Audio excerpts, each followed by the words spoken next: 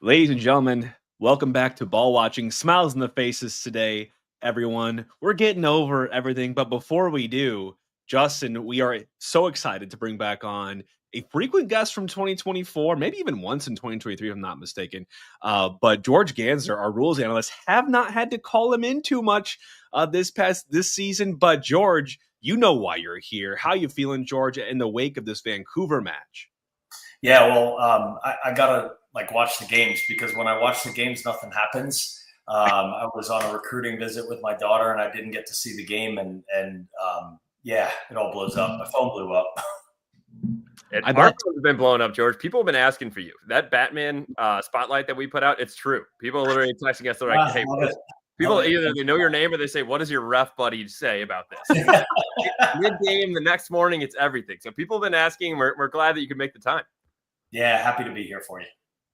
Awesome. So Justin, you want to pull up some footage here, Justin. So I mean, we'll go through a couple of different incidents here, George, and just pick your brain, get your 2 cents. For a reminder for everyone, George Gansner in the St. Louis Soccer Hall of Fame, a very experienced referee in AR and MLS and in FIFA as well. So I mean, you're getting it from the source here. So we want to break down, digest what happened in these, and just again get your perspectives. I know we're all watching this, very emotional fans. Not all of us know all the rules and ins and outs. So remind us, give us your perspective on how this all went down. And we'll start with that first PK, Justin, that was called against us in the first half, at the very end of the first half.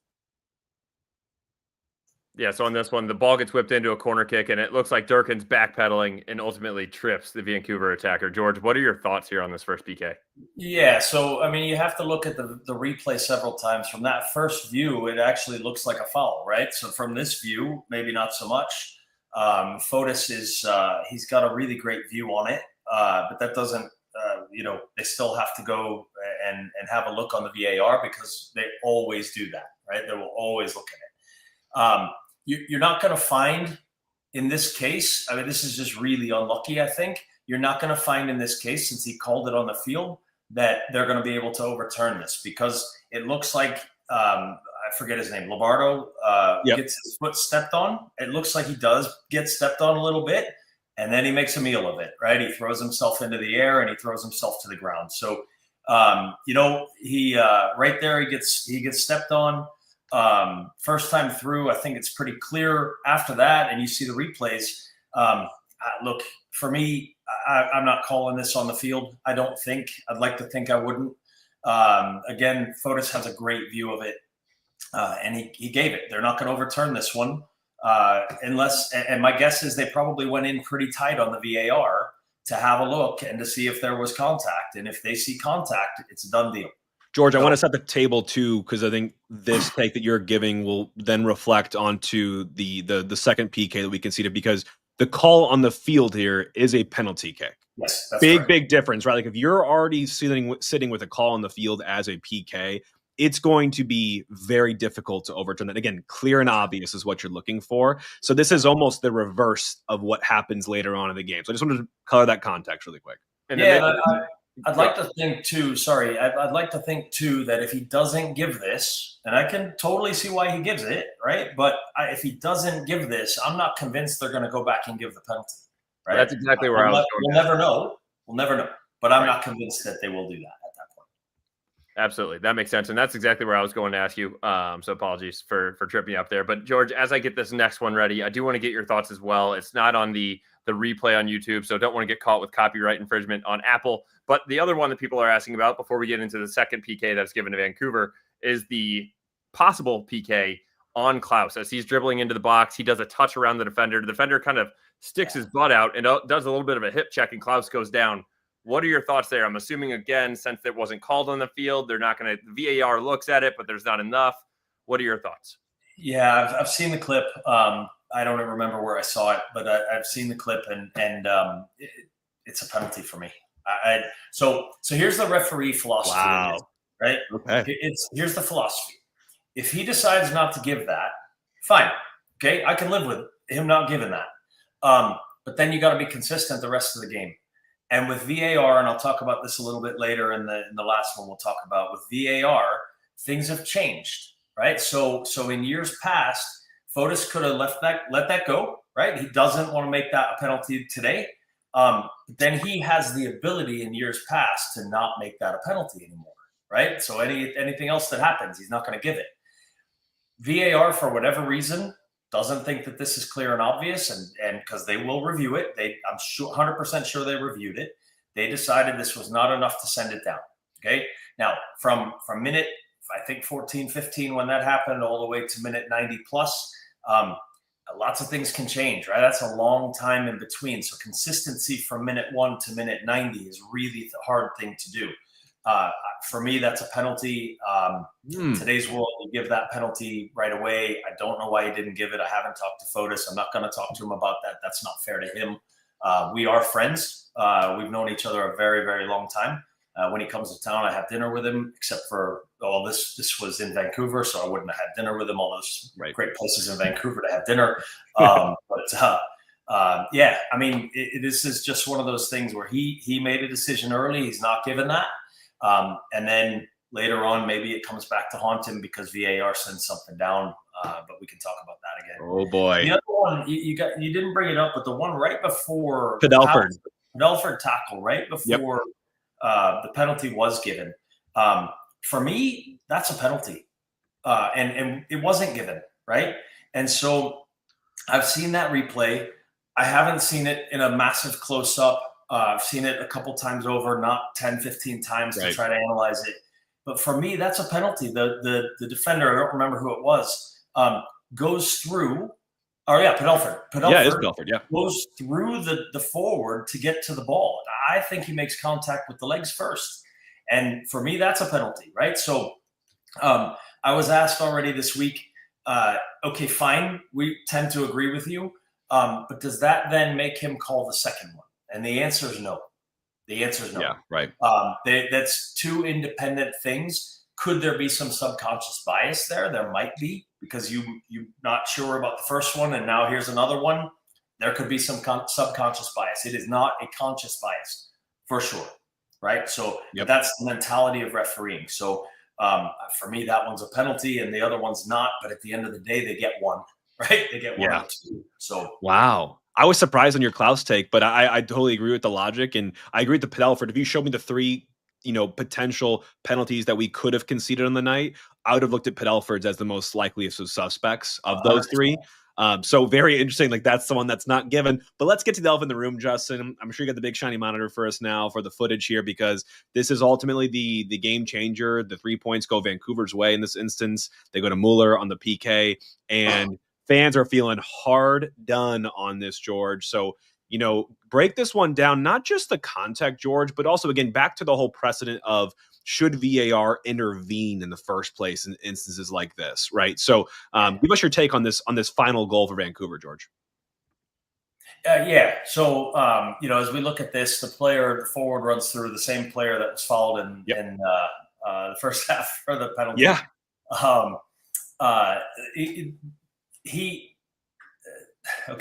So the ball's put into the corner for him, right? He makes the run to go get the ball. He's clearly going to get the ball. We'll never know if he actually does, but he's clearly, for me, going to get the ball. But he's going away from goal. He does run across the defender, right? There's no question about that. And in my mind, or in my view, what I see here is Mackay Joyner unknowingly clips him with his knee on his right foot. His right foot at that pace is off balance, hits his left leg, and he goes down. Everybody here has seen that. If I have a player running in front of me, no matter where, and I just tap your foot, it's going to hit your left leg and you're going to fall, right? It's going to happen. I'm 100% sure there was minor contact here. You can't see it. I know people are going to say, well, it's not, you can't see it and you can't verify that. I don't agree. Come on, take a bigger picture here and understand the physics of the body and the way the body works. I also was at the City 2 game on Sunday, and Mackay was there, and I heard him say that he didn't touch the player. He didn't tell me that, but I heard him say that he didn't touch him. The contact was so slight that he didn't even feel it. Okay, but it's contact. There's no doubt in my mind there's contact here. It's unfortunate that it's in the penalty area. It's unfortunate that VAR decided to get involved. This is the black and white of the game now. The black and white of the game says that this is in the penalty area, and because it could potentially be a trip, he's got to go look at it, right? Or she. It happened to be he, Kevin Terry Jr. in this case, but it could have been a she. They have to go look at this. There's no question because of the black and white that this game has become. And so because of that, now you have every element to have a penalty. I don't like it. I don't think it's right for the game. I think Fotis did the right job on the field. The assistant referee, I don't even know who that was, did the right job on the field. They did not give it. But this is the black and white we've come to now, that there's a trip here. And unfortunately, it's inside the penalty area, and that is a penalty. So then, I like it. So my question, George, is on the field, obviously it was let go. And then so the next step is then VAR is looking at this. And do you see that as a potential and clear and obvious error? Like, I guess, where would you side on that with the VAR? Do you think that it should have been sent for the center ref to go look at? So I think this is borderline, right? I think it's borderline in a sense that there for me here, if I'm the VAR, there is a clear trip here. Okay, now, whether or not it's a clear and obvious error is another question. I think Fotis has a good but not a great view on it. I think the assistant referee has a good view, but from the assistant referee's perspective, there's a high chance the assistant referee thinks that this could be a dive, right? Again, I'm speculating. I'm just doing it from my experience and what I would have potentially seen here, and probably been yelling in the referee's ear, no, no, no, right? That is entirely possible that could have happened. I don't know. But then, again, VAR looks at everything inside the penalty area. And again, why they didn't give the one for Klaus in the first half, I don't know. Wasn't there. But now we go actually more than 90. It's 100 minutes, almost a full 90 minutes later, actually. And you have you just have a foul here. I mean, he clips him, he trips him, and again, it's the black and white of where the game has gone. And without the ability for the referee, who didn't give the penalty in the first half, to not give the penalty here for the same reason. Oh, boy. So, I mean, yeah, you can't win. I know people have been down the throat of the referees and pro, this week. And we'll talk about all the other color, George, with people alleging that it was an inside job and it was all an agenda to get Mueller his first goal.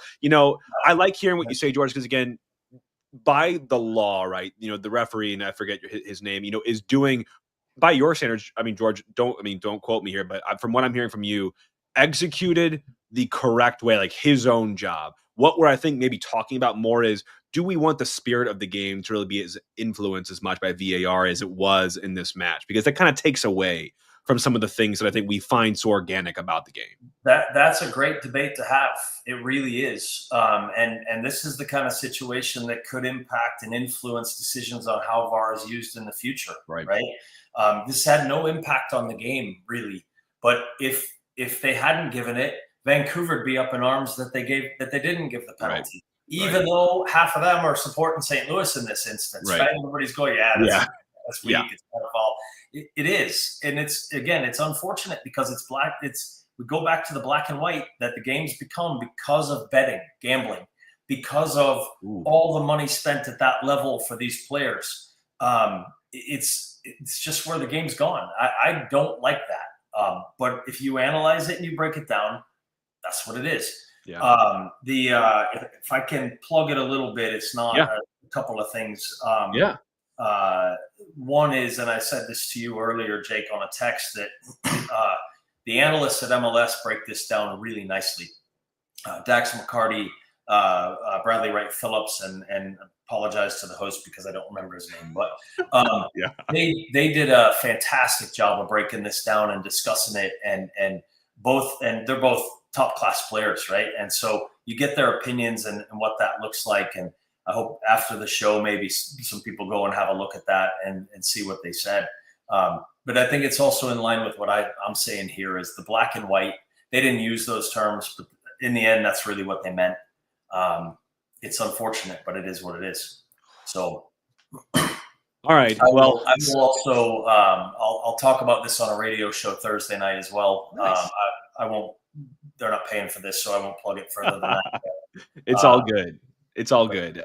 We love to hear your voice again, George. Again, we've missed you, but when we have you, it's probably just something bad happened. Right? I think the last time I was on was back in April when and I was in Dallas at dinner, not watching the game. So oh my word. Well, welcome back again, George, and thanks for joining here, especially on short notice. Always appreciate the insight and perspective. And hopefully we don't have you, but I would love to see you again before the season's over. So we'll make sure we do something. For sure. Sounds good, guys. Thanks, George. Thanks, George. All right, Justin. How does that make you feel? I know we have a lot more to talk about, but just let's close this. Jake, I almost kind of overlooked the Padelford foul, which I completely agree with you and him. That would have been the one that I would have thought would have been a PK out of all three of the ones that we could have possibly given up. I would have ranked that as number one, as the highest possible chance. So that was a great call out there by George. And then also, I was surprised as well that he thought that the Klaus one was a PK. Yep. I thought everybody on Twitter and X or whatever you want to call it was kind of getting up in arms like, well, if they got one, why didn't we get one? Like, no, truly, we have George, a former assistant referee in the MLS for multiple years, Soccer Hall of Fame, thinking it was a PK as well. I mean, now that more time has kind of come and gone, I feel like I've sort of evolved my mindset and how I've looked at, this past weekend. And I also want to say that people, I know there's a lot of people talking about, this is a conspiracy and you got to write to the league and, it's all, I'm not really on that train. I mean, if people want to do that, like, obviously go ahead. But I also want to say that, put all that to the side for a second, we were second best in every category, especially in the second half. In this match, we did not deserve points from this game. So, I know that we could have gotten them, and it felt really hard done how it all happened. But ultimately, you have to put yourself in positions to win the game. And if you're waiting until the 99, in plus, a couple seconds time to do that, and Vancouver gets the luck of the draw there, I don't think it's just like an agenda thing for Mueller, right? Because we've been bad all season. I know they have a great, new player. I don't think they're going to push aside a cannon fodder team on a late goal like that just to amp up Mueller for the remaining 8 games before the playoffs. No, I want to squash all of that. For anybody that didn't see it, if you're not watching visually, you could see when Jake was bringing that up that George was just absolutely shaking his head. And George, being the most honest guy that we know, literally was saying that there is no such thing as a makeup call. It might be very subconscious, but it's not something in someone's ear you need to give this to Vancouver so that Mueller can score a goal and all of this. I don't think that referee needs to be investigated, as a lot of people were putting out there. Looking back on this, yes, we were all frustrated at the time. Looking at it, he was doing his job. I think that VAR should have done a little bit of a better job in deciding if that was truly a clear and obvious error. You could see when we were talking to George, he's like, it was a trip, but clear and obvious, that's where it gets a little gray. And that's where I think, but if you are being told by upstairs, hey, you have to go look at this, and he knows that when they're telling me that means there is a potential for clear and obvious error. There's a very good chance that is going to be he's going to decide with what they are telling him to go view. So it's a completely different situation. Yeah, my last comment I'll make on that, I agree with where you're going. How I would say it is, I almost feel like referees, these center referees now, because of how VAR is and how much of a role it plays in these matches, you're kind of a dead man walking for a lot of decisions. Because if you make a mistake, they'll catch you and they'll make you look bad.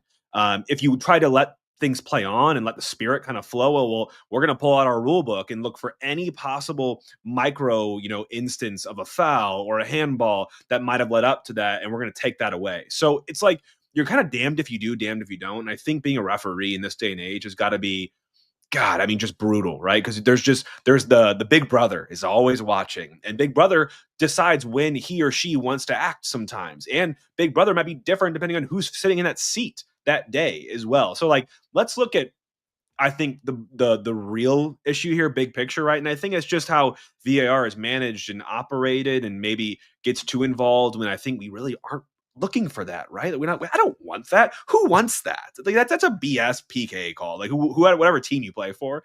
So that's where I go with this in general. I completely agree, Jake, and I also want to clear the air. When we made our video, that was not us oh, you should take one side, I'll take the other. I truly do think it's a PK, and I still do. And I feel even more confident with that, with George hopping on this and saying it was a trip. The main question that Mike Sinnott helped us get to is, should VAR have even sent it down? But then I think when it does, then I think the referee made the correct call in calling it a PK. That's the hard part. We're never going to get this right. I feel like these rules are changing all the time. George made a great call that this could be used in the future to be dependent on how VAR is going to be used, not only in the MLS, but in soccer in general. A lot of these things can be making decisions on this. And you know what? When you're talking about it this much, hopefully you can only make it stronger in the future. Yeah, I would certainly agree, Justin. Hey, but I know we have another big elephant in the room to talk about here with Lutz. Do we want to cover anything really quickly before we talk about that, or we just want to jump in? No, I would say let's just jump right in. I want to do a quick plug. You did a great job doing a quick emergency pod. Thank you. I was not able to join you, but a nice 45 minutes. You're taking questions, doing your research. I think this is one that I know timing-wise surprised everyone. So maybe let's start there, Jake. What was your thoughts on just like the timing of firing Lutz on August 25th? What, we have a little less than a fourth of the season left. It doesn't make sense to get it done with that much time, to give us more time. Obviously, when you look at the player roster going into next season, not a whole lot of guys are signed. So now we're without a sporting director, and we're going to be looking to make a lot of moves in the next 6 months. What's up with the timing of this? I think the timing is the biggest thing for me. And it's concerning because you and I are both analytical. We both watch the news. We both do our research, and we try to get as much of an understanding of why the club does what the club does, right? And I look at this decision, and I talked about it a little bit yesterday, but I've had more time to think about it today. And I'm really caught between two minds in this timing. Was this a snap, quick fire decision? If it was, I think the reasons or the evidence I've seen behind that is we've seen reports of a falling out, or this Vancouver with ownership, or a Vancouver game being the last straw. Neither of which I'm fully buying. But the snap decision, just because, like, why would you do this right now? Like, did something really happen that caused you to move this quickly? Or is this more of your premeditated, been in the works for a while now, we're just now announcing it. It happens to be after the window. But my evidence behind that is, we had very limited transfer window activity when I thought we were going to be pretty aggressive in the window. I know we got Fall, and we got Padelford on loan, and we got Sangbin. We also, shifted on some Deadwood as well that was no longer of value to us. But I don't think we were as nearly active as we were going to be, especially if you look at last year, right? In the shambles we were in. Also, I heard on Soccer-Wise with Tom Bogert and David Goss, obviously friends of the show, we put up a reel of them with them yesterday. Tom had reported there had been no head coach interviews reportedly to date.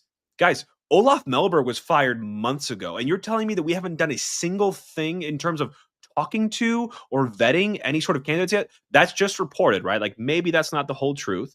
I have a feeling he's got his scoops and his good inside sources there. But if Lutz is a sporting director and he's not interviewing anyone or talking to anyone, like, why are we just waiting this long? Like, that kind of feels weird too. So he kind of felt like a hanging Chad. Like, we never really had a future with him, but he stuck around through this window. So Justin, I've talked a lot about it, but I want to hear your 2 cents on the parting ways, and why, and does it make sense, and do you support it?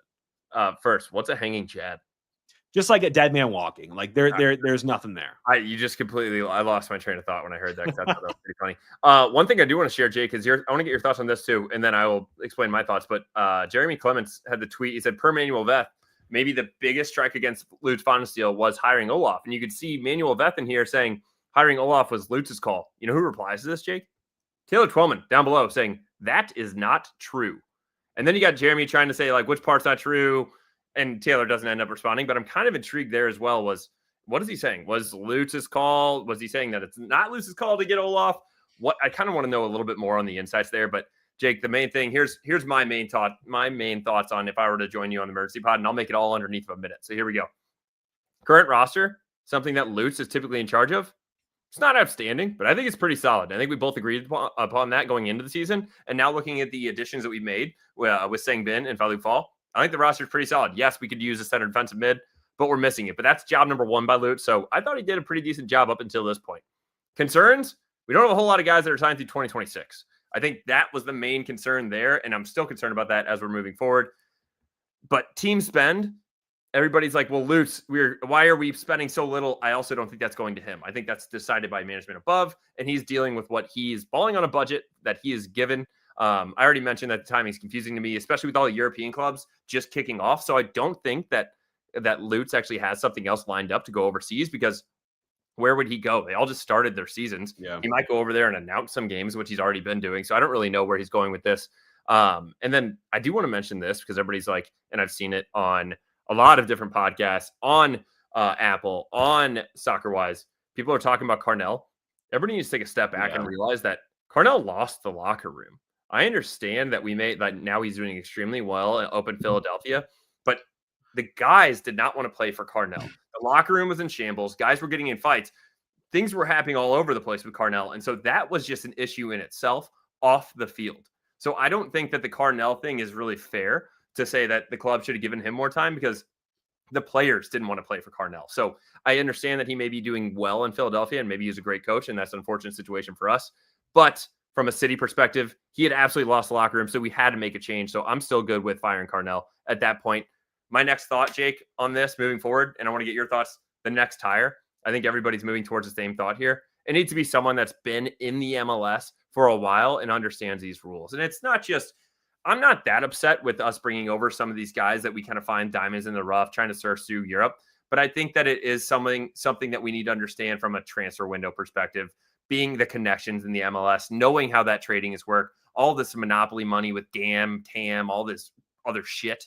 Excuse my French, but I just don't get it anyways. And I don't understand how Lutz is supposed to get it either when he goes back over there. But I think it needs to be someone in the MLS. So what are your next thoughts? Yeah, and I've refined my perspective on that too. I said yesterday the same thing, Justin. I said I want experience. I want, and I think ownership will want experience. No more, yeah, this guy's like got a resume where we think he's able to do it and he's shown some flashes and we're going to give it a try, especially, like not domestically, like internationally. Where I think my head would go is let's buy American, baby. Let's get someone, or if it's not an American, let's get someone that's been in America and working in MLS for years now. Maybe some of your chief soccer operations, future candidates at other clubs that have been passed over, overlooked, maybe more on the younger side that, there's a current GM or a president or a sporting director there that's just not going to move in a little while. Like I look at a team like I think Tom had mentioned LAFC, who have Thorington as their sporting director. And there's a guy by the name of Neil McGuinness there that is top brass, like great mind of soccer, done a lot of good jobs in and around MLS, and would probably jump at a chance to get the helm, because a sporting director position itself, by the way, like for people that don't know the terminology with hires, it's kind of like, if you look at a Doug Armstrong for the Blues or a Mozeliak for the Cardinals, soon to be Chaim Bloom, there's a lot of power in these roles. Like you really do control the trajectory of the team. You're not the one on the pitch or on the field actually overseeing it being executed, but you're everything but that, right? Like you bring in the players, you sell the players, you do the negotiations, you shake hands with the agents, and you really define what that vision of your club will be. So it's a really sexy role. And I have no doubt that we will have suitors, but I want the ownership group to go out and get someone that is proven or that has at least really good ideas that build on some stuff that we already have here that know American soccer.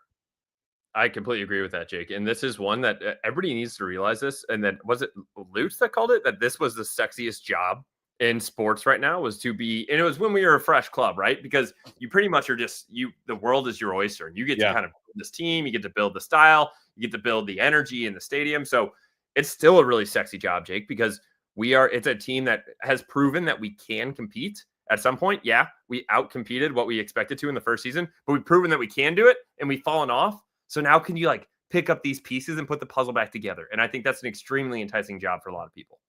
And the other thing I will say too is it's going to take time. Like I don't think we roll up. Let's just say we get a good sporting director or someone that we think is good and qualified, or at least we just think can do a good job and knows the game here in the States. Great. I don't think 2026 becomes first in the Western Conference again for us. Like I think like Lutz had championed his 5-year plan for us. I don't think we're going to be where we are right now either in 2026, but this is going to take time. Like just because you get the guy in that you want and that you think will do a good job does not mean that we flip it around on his head. And also this guy's going to come in and have a lot of work to do. And number one, being getting the head coach. Like I guarantee you, Justin, these guys come in for their interviews when we do start doing that with Diego and Hackworth, and they're going to bring their own candidates for who they think would be a good head coach to run the club if they get hired. Like their presentations will be very robust because we have such a big vacancy alongside theirs. So God, I would kill to be a fly in the room for some of these interviews to see like what their vision is for us moving forward and who they think is the right person to bring and helm. All right, Jake, last thing I'll say on this, because it reminded me as you're talking about a new coach, I'm not surprised that we have not interviewed anybody at this point, because I think when they made the switch to Critch, it's fair to give him a certain amount of time to either make a push, or if you just take the team as how they have been doing, what's the point in interviewing and trying to hire somebody in the last 5 games or so? And also, what's the point of interviewing someone in July or August if you're not going to announce it until November or December? So I'm completely fine with them taking their time to do the due diligence, because guess what? That just opens more doors. If you think about it, as coaches will get fired after this season, you're also looking overseas to which coaches they were possibly going to be signing with an EPL team or a team in the championship and trying to look where they're going to land. Now they don't have teams in the fall. Now is when that process really kicking into gear, because I think you realize that Critch didn't do what we would need him to do. It doesn't mean that he's out of the running, but there's no reason why he can't take the team the rest of the season. And then lastly, Jake, the last stat from Jeremy Clements, he had a retweet here. All for City makes it 4 of the last 6 expansion clubs, not including San Diego, to fire their supporting director or equivalent role within the club's first 3 years in the MLS. So it's not uncommon to do what we just did. It's extremely uncommon for us to win the West and then have 2 absolutely crappy years, but it's not uncommon to then lose your sporting director in the first 3 years. Yeah, and it's weird because he also had that runway too. Like, he was hired in 2020, so he's been here for 5 years, but we've been playing for 3. So it's like a little bit tricky there, but I'm with you, Justin. I think the only reason I brought the head coach thing was it's like that's part of your job, man. And we got obviously burned by the last hire that you made. And I'm saying you, like, as in Lutz, like, that he played a huge role in hiring Olaf Melberg. You got it so wrong with that hiring. So I want you to do everything in your power, and that starts like now in my mind, to make that right again and to change the process, to find new candidates, to change how we look at people, because we got it so wrong with Olaf. So I really do. I said this yesterday. I know you heard it. Is like, I think we're going to really steer very near experience and safe sets of hands for this next hiring cycle, because I think there are some good pieces. You and I have both talked. There's some good pieces here. There's some good things going on at this club. There's some good players. Obviously, there's a lot of decisions to be made, and this team could look totally different in a couple of years. But you need to get in key leaders that are, right for St. Louis, right for this club, to usher in this next phase, this next era. So all eyes go to Diego and John Hackworth as they steady the ship through the end of 2025. But boy, is there a lot of work to do. Absolutely. There's a lot of work to do. And Jake, I think there has been some work already still progressing as we saw this. So we'll quickly touch on, maybe not even highlights or lowlights. I feel like we touched on everything in the game. But the reason that I'm bringing this up, Jake, is Makai Joyner. Homegrown has moved from an off-roster homegrown designation position to the club's supplemental roster, making him eligible for match day selection for the rest of the season. That is a huge piece of news for us, because that kid is going to be a great and bright future for us. And I think regardless of the PK, and George said he heard that he didn't touch him. I believe him. Like, it's just such a bang situation. I'm not faulting Makai Joyner whatsoever. I think he made the right play. He was making the right decision. He realized he was not going to beat the attacker to the ball, tries to get inside of him, trips him. Unfortunate situation. We can already talk about how controversial it is. So no fault of Makai Joyner on that. And then lastly, this is a huge one, Jake. Happened earlier today. I'll let you take this.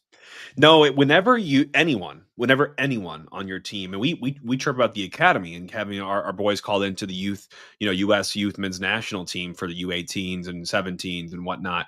But Sang Bin was called in to represent South Korea's national team for a pair of friendlies here in the United States in the early September part against the U.S. men's national team and Mexico's national team.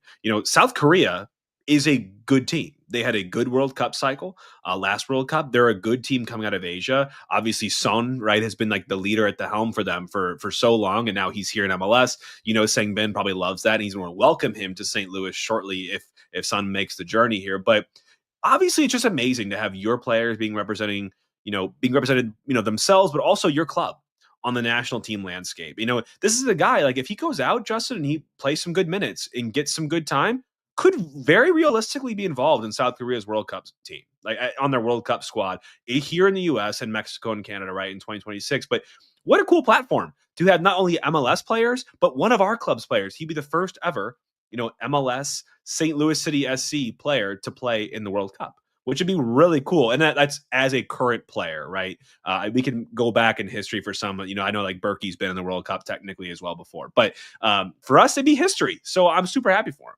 Yeah, absolutely. And we're going to touch on, I know the news dropped, was it today, the U.S. men's national team roster that came out. So we'll be touching on that, touching on a little SLU and a couple little city too. But first, we're going to round out this game versus Vancouver. And Jake, we can't do that without talking about the injury report. So unlike our boys in red, an injury on the pitch should not upend your life. The Schmickens injury law firm fights to obtain fair and compensation for people who have been injured in car wrecks, trip and fall cases, on the job, you name it. If you or someone you know has been injured, give Rob a call at 314-222-4223 and discuss your case. Mention code BALLWATCHING for a free consultation. You won't pay unless Rob wins your case. Again, call him at 314-222-4223 or check him out on hurtinstl.com. I get so excited when I get to say that. Reminder and disclaimer, a choice of a lawyer is an important one. It should not be solely based on advertisements made by Justin. I love it, man. And I love it because this list is dwindled down, and I call it the Rob effect. It's the Schmickens Injury Law Firm effect. Since we have signed up with Rob and gotten to know Rob and being, champions for the Schmickens Injury Law Firm, this list grew for a little bit. And then I feel like we kind of set sail and we started to dwindle it down. And now we're at one player who's, not rolled out for this season that is currently out right now still. And that's Toy Shirt, who I believe was not with the team today in training on Tuesday. So that's the only guy. And we're hearing, I think it's a hip injury of some sort for him, but we don't have a timetable from what I've heard. And frankly, Justin, I know he is what he is. I mean, paid money for him and he makes a lot of money and he had a great 2024. We're really not missing Toy Shirt at this point in the season. Yeah, he's had a little bit of a lull, Jake, but I do want to remind people how well he did when he came in at the end of 2024, and the magic is there. The guy is there. I think he's just having a little bit of the yips on the field, as one would say. But you know what? We keep moving on, and it's a great injury report just having that one guy. Jake, there's one thing before we get into the Hoffman brothers starting 11 for that Vancouver game. I do want to bring up that I really, really dislike was the report from Tom Timmerman saying that for those wondering where Fallu Fall is, he didn't get his Canadian visa sent back to him in time, so he couldn't make the trip. So, Jake, I need help understanding because I was extremely pissed off when I read that. People are saying that caught up in shipping issues or something like that. There is no excuse as to why this should ever happen.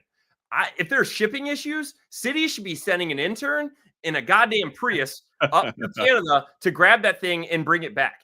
How do we even let it get close enough to be a shipping issue? When you bring this guy over, it is the club's job to make sure that he has a visa to play in the games where they are not in our country. So what are your thoughts on this? I'm with you. It's one of those fun moments where you realize that humans are doing these jobs and humans make mistakes. We overlook things, and that probably was someone's thing that they might have overlooked or just didn't know they had to do, or they didn't know that Fallu didn't have it. And so that became someone's job to see if they can get it. And obviously they didn't get it. And that was put out for all to see, as now one of our best center backs didn't get to even travel with the team for this one in Vancouver. So it's a little embarrassing for sure. It's definitely a little bit black eye. It's unacceptable in my opinion, but we'll move on from that. Moving into the starting 11, you have Mike for Chat City Tactics. I put this out there. He goes, all for City. Do want attacking output out of the right back in their spot overall, after all, saying that about Vollum. And then he quote tweets his own tweet and says, crazy concept. After Vollum gets up and has that assist. So starting 11, Hoffman brothers for this game. You have Padelford on the left, Baumgartel, Kessler, Vollum, Leuven and Dirk in front of them with a Hartel, Ostrak, Sangbin, and Klaus up top, the usual top four that we've been seeing in the past couple games. Yeah, I think the only change here, Justin, was right. I think had put Wallum where Durkin was live when we were talking on the pod, and then we put Totland where Wallum ended up playing. So not a huge deviation for us, but again, I still think Totland should be there, and I will keep saying so. But I would rather have Wallum there than Orozco, and you see why. Because I'm not going to lie. I mean, I know there was a lot of different performances on the night, but I like watching him play. I know we haven't found the right, perfect spot for him yet, but he plays with a certain edge about him, where I'm sure I would enjoy him as a teammate, and I would really hate him if I was the opposite team, because he's chirping, he's physical, can get a little smartly chippy at times, but he's got so much quality and so much quality on the ball that we don't have a lot of in this team. He can dribble, he can connect some good passes as well, but his services, Justin, from wide areas, I mean, they're a delight to watch. I mean, he's got a couple assists on the season just recently with the services from the right to the back post on the left, and obviously he had one in this game.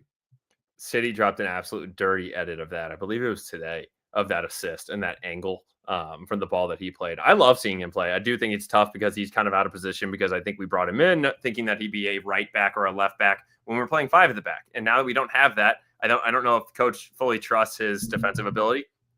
I guess he trusted enough in this one. And guess what? He got forward enough, which is where everybody's saying, oh, Totland can't be playing on the right because he's playing underneath the swing bin and someone needs to sit back. No, that is not the case. They're adults and they understand how soccer works, and they can get up and get back, and it worked out for us. Jake, I'm going to just mention one more thing that I could not get over in this game was how terrible the announcer was. Couldn't get the names right on multiple of the guys that were getting down on the ground or throughout the game. He says Mueller is well offsides when Berkey makes the sweeper keeper step up, even though he's 40 yards into his own half. He talked himself into Mueller coming off in the 60th minute, and it was just so confused that he never did. And then he said the game was over when it wasn't. I just couldn't get past it. And I know that there isn't a whole lot of other things that we want to talk about on this because we talked about the PKs and we're 40 minutes in, but I just had to get that off my chest. Yeah. The only stuff I would maybe think to mention here, Justin, before we close the book on Vancouver is, it was a decent game, especially I would say in the first half for us. I think there were some good performances from Ostrak, from Wallem, Ostrak especially, just flying in that first half. And I'm just love watching him play. We weathered that early storm, which was great. We got settled in. We got that early-ish goal. Courtesy starting with Berkey, right from the back. And that Wallem service in, obviously great to see Klaus get another goal later on in the game as well. But this also just felt like a lot of the same stuff we've seen all year, Justin, right? Like we get in the first half, we concede late in the first half, a brutal PK, tough, and you go in even now. But then we come back out and somehow we survive enough, long enough to get it back on top in this game, which no one probably saw us doing, right? And we get up 2-1 in the 73rd, only to then hand it right back to them a couple minutes later. And Justin, it kind of just feels like Groundhog Day. I'll just say it with this team. It's just that we can't get out of our own way. I do really worry for the team mentality and mindset because everyone's saying all the right stuff in the press conferences, and Critch, I'm sure, is trying everything he possibly can. But at some point, I just feel like we just got to be put out of our misery here because this season is just not going right for us. And some of this I do feel is a little bit out of our control. Some of it definitely, isn't, and some of it definitely is. But yeah, Vancouver's a good team though as well. Like they're a really good team. They were good in the press, really good in the counter press. They recovered a lot of balls. I don't think we're looking totally solid between the back line and our central midfielders. You can tell we gave them space on the flanks, but we didn't really do a great job, cleaning up the service into the area as well. So, there are some things I learned from this, but none louder than what we dealt with on the VAR side of things. So, yeah, there were some highlights, definitely plenty of lowlights, but the lowlights just feel so familiar at this point. Yeah, I would say the highlight, I would say as well, a hell of a goal by Joao Klaus and a great run by Sang-Bin. That Sang-Bin run to get around and literally went outside just like Bale. Once I saw it, I'm like, I got to find that video from I don't know how many years ago on Real Madrid. And then that finish by Klaus, just a great one-time effort by him, just absolutely willing that ball into the back of the net. And that's tough on the road. Obviously, a great ball by Wallem. Overall, Jake, the disappointing parts that I saw where I think we gave up 11 corners, if I remember correctly. And just the amount of things that you and I were talking about in the preview of making sure that we don't allow set pieces from Berhalter. I think we allowed 5 in the first 15 minutes from him. And then a total of 11 corners plus free kicks and all that. That's a tough one. And I think that's one where you really have to clean that up. And obviously it was a little bit of a chippy game, but that's one that I saw because not only that with set pieces, Jake, but our lack of marking. If anybody remembers, I think it was the 3rd minute, the first corner. Why are we not having a guy on Thomas Mueller? We talked about his stats historically on what he's been able to do for Bayern Munich. And then he come over here and we're just going to let him float around in the box. Oh, that guy's not going to score anything. He's washed up, whatever you want to say. I don't know how we don't have a guy on him or why we are still thinking to going with zone, but our marking has not been great. And yeah, otherwise it was just a lot of the same. So let's move on to some quick hit subjects, Justin, before we move on to Houston and just tie this one up briefly as a preview. But there are some big things going on. I want you to take slew, Justin, but while we stay in the city sphere briefly here, City 2, greatest show in town right now when you think about soccer. These guys are on absolute fire as they continue a 14-match unbeaten streak. They've already tallied 54 points and 16 wins this season. John Hackworth, Justin, obviously, we know him as the interim City 2 coach, filling in for Critchley, who got elevated here to the first team. Since he joined, has a 12-match unbeaten streak since he took over on June 4th. So is it the Hack effect? We know that he has an effect on those that he plays. that play under him, right? And we've seen so much great talent, be under the Hackworth sort of family tree. But I'll just give a couple quick individual shout outs. Miggy Perez has been great for City 2 this season. I don't know if you call him ready for the midfield on the first team, but he's really found those goal scoring boots that he had a couple of in 2023, as he's now got 8 goals this season. He's tied with McSorley on goal count. Obviously, Joyner leads the team with 14, but between Joyner, McSorley, Perez, even Heiskalainen, who's chipped in with 7 assists on the season, another 6 goals to bag. I mean, you've got some attacking threat on this team, and we are taking no prisoners in MLS Next Pro. And I'm hoping that, this can be that, positive that comes with this season, is a lot of these guys got great minutes, got great experience, and can hopefully take that and be ready to push for a roster spot next season. You and I talked about how willing and how open the roster could be at the beginning of 26, even 27 as well. It's all these guys' eyes have got to be lit up saying, I can do this. Like, if I keep performing here, I will be given a look. I want to give a huge shout out again to that team, because we've talked about it, that they've had guys going up and down with the first team with injuries and whatnot, and still just putting on an absolute show for 14 straight games. It's absolutely absurd for these guys. And I'm just loving the way that they're playing. I love that they're doing it underneath of Hack. It's exciting. If you're losing a little faith in the first team, you need to get out to City Park and go to a City 2 game. And Jake, you know what's even the best part about all this? Yeah, we already clinched playoffs. Then we get to pick who we play in the playoffs. Is that still I love like the little nuances of the MLS Next Pro. And I think that's an exciting part about it. But Jake, going an even further level down in soccer is right before them, college soccer. On Sunday, SLU women hosted Mizzou, took them down 1-0. Another great start by Katie Shields and team. SLU men, Coach Kalish, shout out to the boys. They hosted SMU just an hour after the females finished their game. They knocked off SMU, number 5 in the nation. They knocked them off 1-0. Jake, I texted you a stat. Did you know that SMU had scored at least 1 goal in 45 consecutive games going into this game? And Coach Kalish and team absolutely keeps them off the board with a nice 1-0 dub, climbs them up the rankings to 18th in top drawer soccer nationally. This team is not a team that you want to be messing with. No, it's not. So whenever you're down about St. Louis sitting this first team, just remember, this is the soccer capital of America. We proudly say it, and we show it. Even when things aren't going right at Energizer Park, we're still doing things right at City 2, who also can play at Energizer Park, right? And Herman Stadium, Herman Stadium, right? Herman Stadium, just down the road. So SLU, shout to SLU, shout to City 2, still crushing it, and really keeping our vibes up in lieu of what's going on with City's first team here. Other quick things to hit on, Justin, is maybe we'll talk about men's national team at a different time, because I think we'll still record again before the first friendly they do play against South Korea, and I want to do that a little bit of justice. But Leagues Cup is still going on, Justin. You were giving us the coverage. I think semifinals are tomorrow for all listening on Wednesday, the 27th, and it's all MLS. I think second year in a row now where every MLS team beat a Liga MX team in the quarterfinals to advance into the semis. A couple on PKs here, Justin, but no one's caring about that, as it's an all MLS Final Four in the Leagues Cup. That is pretty cool, Jake. I really wish I would have looked at what the odds would have been to parlay all MLS teams to advance. It would have been absolutely insane, but good for us. I think this is another step in the right direction of showing that the MLS is a league to be messed with and needs to be noted across, not only in the Americas, but worldwide. Yeah, I'm probably getting ahead of myself a little bit, because when we look at the Club World Cup, didn't fancy too well.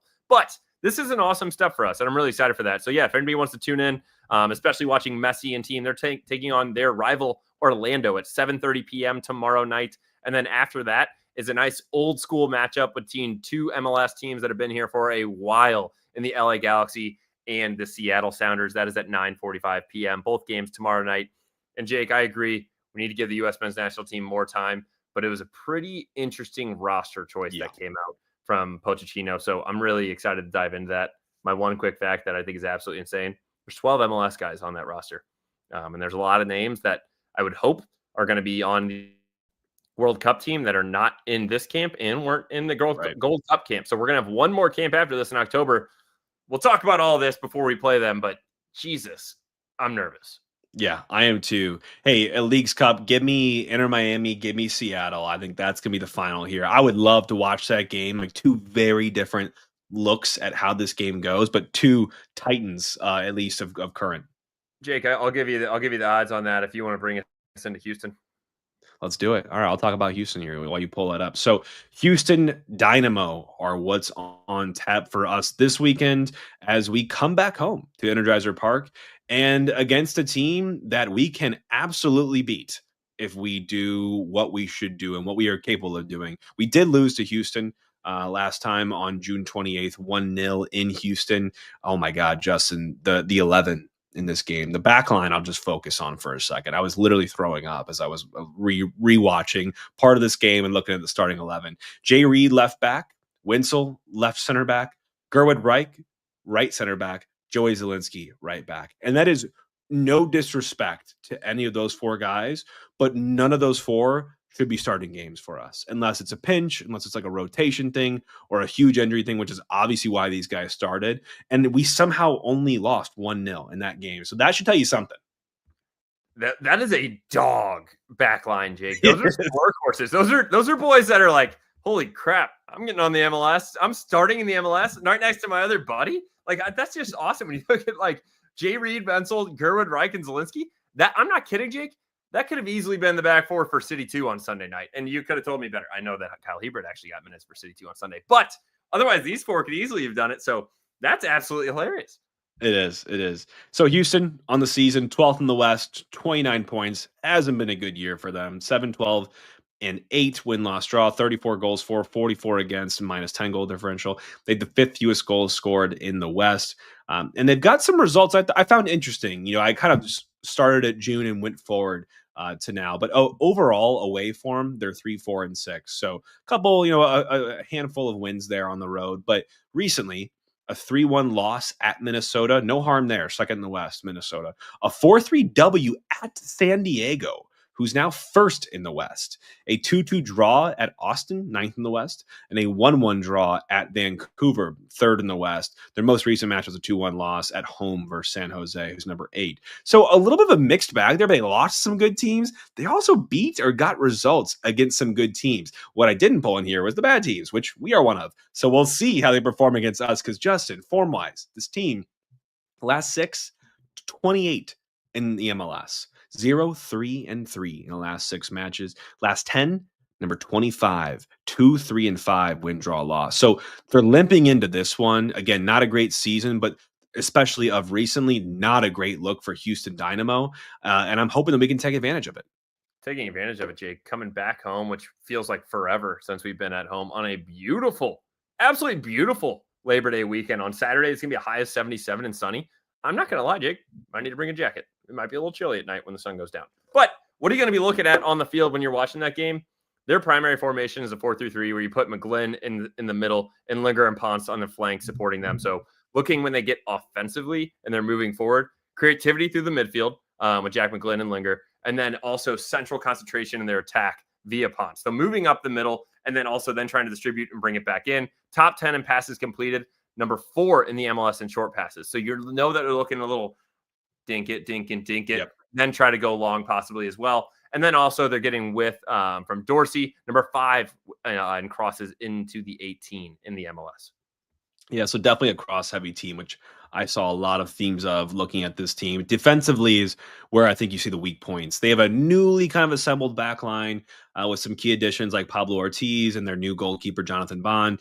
5th least in saves this year at MLS, 3rd worst save percentage. So goalkeeping's not been a highlight for Houston.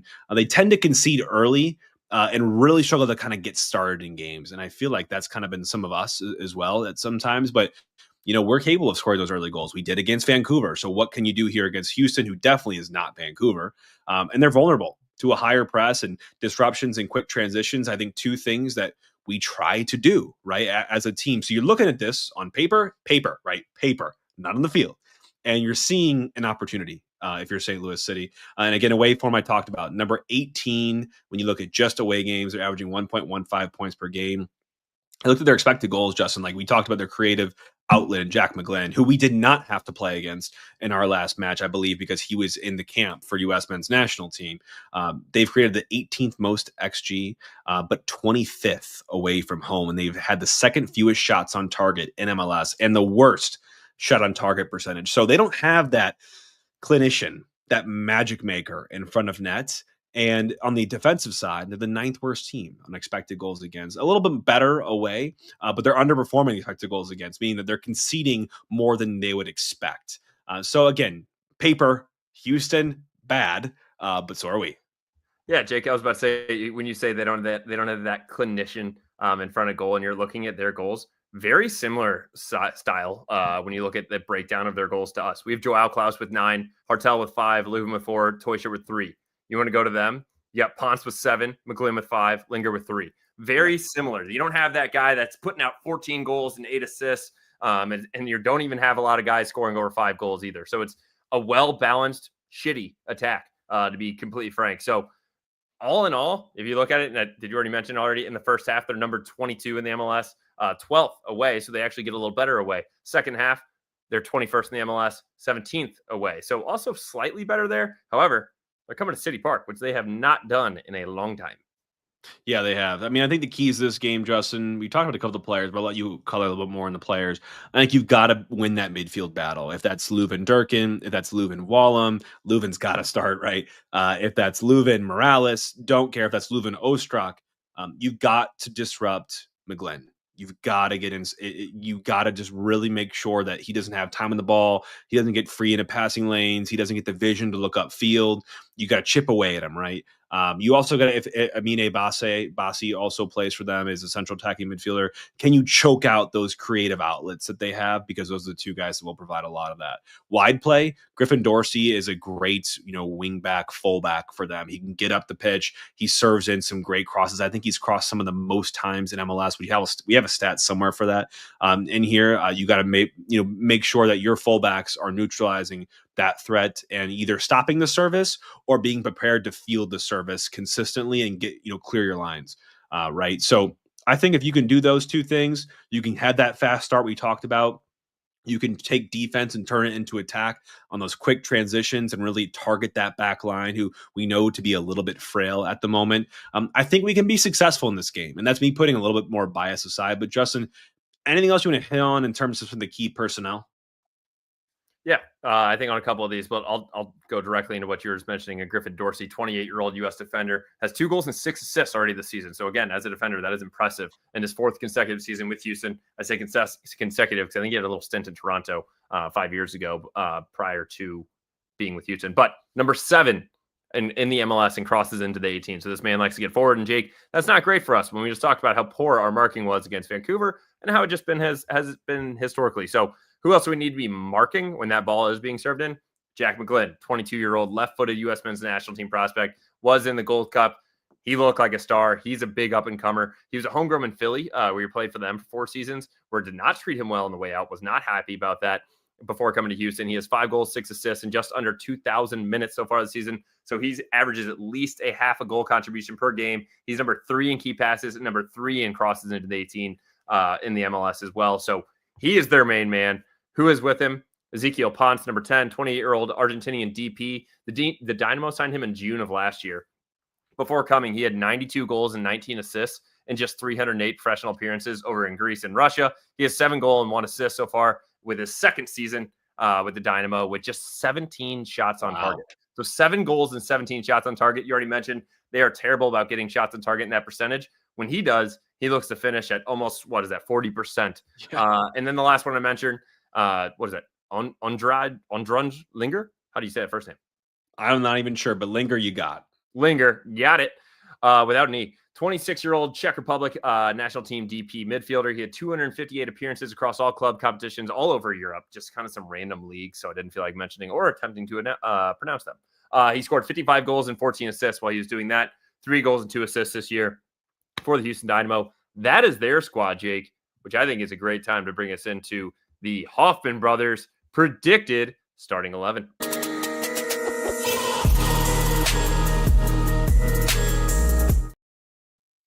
Wow. Ooh. All right, Justin. Well, we should have our full squad minus toy shirt available for selection here if Fall can get someone to drive him to the match on Saturday.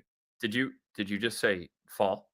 For anybody that hasn't already, you need to be calling Hoffman Brothers at 314-664-3011 or visit them at hoffmanbros.com, because if you have woke up for work and didn't turn the heat on like I did the past 2 days, you do not want to be in a place in your home where you can't turn the heat on. So guess what? Fall is already coming. I do think we're going to creep back up into the 80s. So while they're getting your furnace checked out, you might as well get your AC checked out too. Call Hoffman Brothers at 314-664-3011. Oh, great catch. Great lead in there, Justin. I got to give respect there. So, yeah, I'll give you mine. And so, remember, we're going to have Sang-bin available for this one. We will not have him, I believe, after that, as he'll depart for South Korea's camp. But I would go, obviously, Berkey in this one. I would go in front of him. I would keep Padelford on the left back. I'm really liking what I'm seeing from him. And I'm hoping that is alluding to him continuing on here past the season. I just think he's been good and he's young still. Like, he's cheap. Like, you got to keep going on those types of things when you see something like that. I think Fall comes back in and starts this one. And I think Kessler starts alongside him. I think that's your probably duo of next year, assuming everyone's healthy, right? Like, that's who you would start with if everyone was healthy. And I think Toland, bring him off the ice, man. Get this guy into a match. I want to see him fly up and down the pitch. And I want to see some quality ahead of him and have him remind everyone what we're missing out on here. So that'd be my back four. Any qualms on that, Justin? No, there's no qualms. I just don't see Toland happening. But I'm happy to continue to do it until it does happen. If it doesn't go Toland, what do you think happens there? Do we go back to Vollum there? Because the next question is obviously Lubin in front of the back four, but I was not impressed with Durkin. There was a couple of incidences in that Vancouver game and other games where the man just seems a half a step off and coming in reckless. I think in the Vancouver game, he threw an elbow up, if you remember that. Could have easily been a yellow and or a red, depending on how this VAR situation was going in that game. So I don't want to see Durkin starting this next game. So if you don't have Toland at right back, what are you doing? Yeah, I thought he was better in this game than he was in the game prior, but I agree, still reckless. I think still rusty. And again, a little bit of a question mark at this point as to what you're going to do with him in the future. So if he's not here long term, do you keep giving him as, I don't know, Justin, because I think next to him, and if you go back to the midfield now, Leuven, you and I all, obviously everyone agrees that he should be there, but who's next to him is always the conversation. I think in this case, if you're starting Toland on the right, which we probably think is not going to happen, but we're going to keep saying it until it does, I think you'd probably put Wallem alongside him, or you could think about Morales as well, but I think Wallem, you could do that in, and really have Wallem just channel that dog mentality and really ruffle the feathers of some of these Houston midfielders and see if he can disrupt and help us just build out while Leuven's the passer, Wallem's more the connector on the dribble, on the feet. Where I see you've made some changes here, Justin, so I want to pick your brain here as you go up top. I don't see Critchley changing the front four, right, of the striker and then the three that sit beneath him, including the number 10, because I think Ostrak needs to maintain his position. He's churning out productivity for us. He's playing really well. I think you keep him in the 10. I think Hartel will obviously start as well. And then I think you'll start Sang-bin outside on the right. So it'd go Hartel, Ostrak, Sang-bin, and then Klaus up top because of the whole, if it ain't broke, don't fix it. And we are scoring goals, right? Like, they are producing goals. We're just leaking goals as well. But tell me what you think, Justin. Yeah, the only reason I was changing is I thought Sang-bin would be gone. I think he's gone. So the camp is early September. I think this is his last match with us. Oh, okay. That's the only reason I thought that he was going to have to fly out. Let me make sure really quick while you're giving me your take. Okay, so I agree with you. So say Sang-bin's here. Yeah, I think we're sticking with it because we're scoring goals in these games. We're creating chances. We just can't keep it out of the back of the net. So if he is Hartel on the left with Ostrak on the right, Ostrak in the middle, Sang-bin on the right with Klaus up top. But if he's not here, and or if we want to already talk about next game, I would like to see Celio just be that slot right in there. So my question is, would you put Celio on the right? Because I think he's usually better on the left side because then he takes guys down the line, does a cutback to get onto his right. And I think Hartel could float over to the other side, be where Sang-bin is. The question is, like, or does Betcher slide in here anywhere? Like, there's so many opportunities now that we're pretty much mathematically eliminated from the playoffs. I know we're not yet, but we will soon be. So a lot of different ways that we could play with this, and I'd be intrigued to see what Critchley would do without Sang-bin. Did you find if he's going to be out, or is that? I'm assuming you are right that he's probably going to be playing. Yeah, it didn't explicitly say, but the logic is there, right? Because they're not playing their first match until they play the US on 9/6. So why would he not come in? I think he would just depart after the game, literally after the game, probably, and just go straight into camp with their national team because they'll build up the next couple of days. So I'd be shocked if he wasn't available for selection in this one. And I think, again, yeah, if it ain't broke, don't fix it. The attack, for as poor as we've been in managing games and defensively at times, like marking, like you mentioned, is a specific example, the attack is churning out chances. They're churning out opportunities and they're scoring goals. Scoring 2 goals against a Vancouver defense is not easy. And a lot of the times, I feel like you'll take that to the bank and you'll cash it. We couldn't in Vancouver, but I do think it gives a little bit of a kudos or credit to what's going on the attacking front. Yeah, absolutely, Jake. And so for my goals in this game, I usually just say score 2 goals because I also love that. So that's going to be a normal goal, but I think we're going to do that at home anyways. And if I was going to tell you, Jake, do I think that Vegas thinks that we're going to do that as well? The answer is yes. We are now a minus 145 to score over 1.5 goals in this game. I haven't seen that number in a long time. And I'll probably still take that. But my goal for this game, Jake, is do not give up a goal inside of the 18 due to marking. I know that sounds very specific, but that is really what has been. It's got to be what's frustrating Roman Berkey on the ones where he can't do anything because it's a point blank shot wide open where another guy's not on him. If we're nudging a guy and he finishes it well, fine. But the amount of times that we've given up goals or chances to somebody that's in the box when we should be tugging on their jersey and knocking them off just to throw them a half step off so they can't have a clean shot on Berkey is frustrating. And Jake, you know what? Regardless, I'm going with a 2-1 dub. I think we're going to take this one at home. We're going to score 2 goals.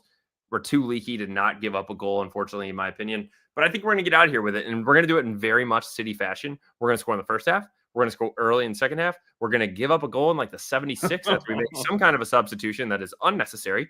And then we're going to sweat it out on a beautiful Saturday night at City Energizer Park. Oh boy. So I'm with you on. I love and we'll grade. We're the graders of the goals for the game, so we'll grade if there was a man marking error that came to a goal. I think my goal for the game would be to really see the best of Edu Leuven. I think we've seen some good. We've seen some not so great and a little bit of rust. I think that he's shaken off as well. Part of that I think has to do with the rotating door of who sits in the midfield next to him and that continuity that we're not seeming to get there. But I want to see a big Leuven game. I want to see a Leuven match where he grabs the game by the scruff of the neck and says, "I'm going to lead this team forward and get us these 3 points." And I think I'll just go. My prediction is a Leuven banger. But the goals, the actual prediction for the game, I'm going to go 2-0. I'm going to go 2-0 to City here. We're bringing back the clean sheets. Roman Berkey's going into the closet, dusting off some cobwebs to get a clean sheet here for the boys. It's been quite a while. Jake, I would absolutely love that. You can get Houston Dynamo not to score a goal at plus 220. I think that might be where we land on this one because that's exciting. I mean, if you think about it, if you throw a back line out there where we're actually having solid options at our wingbacks, and we have 3, what I would say 2, obviously, with Fall and Kessler, and a third that's been playing fairly well in Baumgartel, replacements that would be going in as a center back. That's a solid back line. My only question mark is if you're letting Leuven float, who's going to be right next to him? And is it going to be Durkin giving up some absolutely absurd foul in a bad area, whatnot? But I'm with you. I like a little Dos a Cero. I'm going to stick with my 2-1 just to be different, but I think that's a great goal to have. Awesome. Well, pleasure as always, Justin. And thank you to you all for tuning in here to Ball Watching. Follow us on social media at Ball Watching STL on X, Instagram, and YouTube. But this is our second episode in 2 days, so make sure you check out the whole Lutz firing episode yesterday that I did, and Justin and I spent plenty of time in the beginning of this episode as well. So plenty of color coming from the Ball Watching boys on this, and we'll be back with you all next week to break down the Houston match and really the final stretcher, Justin, of games before the end of 2025. I can't believe the season's already here. It's like a blink and you miss it, but I think we'll be pretty happy to put this one to bed. Very happy. And so if anybody's looking for a little soccer to watch between now and then, tomorrow night, we talked about it, Leagues Cup. You can take Miami to beat Orlando and Seattle to beat LA Galaxy at a plus 175. And that's not to win outright. That's to advance, Jake. So to have them be in the finals, which I think is a pretty safe bet, that's a nice number to get. There we go. There's the value for you all. Hope everyone enjoys the match on Saturday. And in the meantime, all for City. All for City.